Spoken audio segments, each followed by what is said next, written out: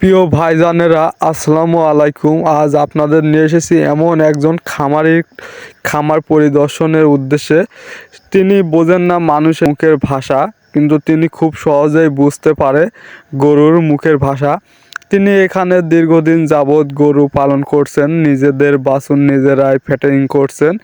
তিনি ক্যামেরার সামনে এসে কথা বলার মতো তার কোনো বাক শক্তি নেই, কিন্তু তিনি প্রায় দীর্ঘদিন যাবৎ এখানে গরু পালন করছেন এবং নিজের গরুর গোয়ালের বাছুরি আবার ফ্যাটারিং করছে। এভাবেই তিনি এই 5টি গরু থেকে আজ তার খামারে প্রায় 13 থেকে 14টি গরু করছেন এবং তিনি স্বপ্ন দেখছেন তার পাশে আরেকটি সেট করছেন, সেখানেও তিনি গরু পালন করবেন এবং পাশাপাশি তিনি কিছু ছাগল পালন করবেন। তিনি এরকম একটি পরিকল্পনা করছেন।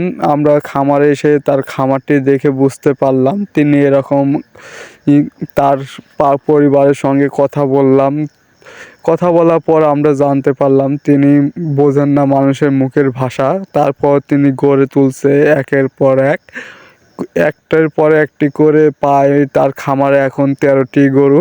তিনি নিজেদের খামারে গরু নিজে মোটা তাজা করে, দেখতে পারছেন। এই লোকটি দেখলে বোঝা যাবে না যে তিনি মানুষের মুখের ভাষা বুঝতে পারেন না। তারপর কিন্তু তিনি গরুকে নিয়ম করে খাবার দিচ্ছেন, গরুর কখন কি লাগবে সেটা তিনি দিচ্ছেন। তিনি কি একটি প্রতিভা তার! এরকম প্রতিভা আমরা চাই বাংলার ঘরে ঘরে গড়ে উঠুক।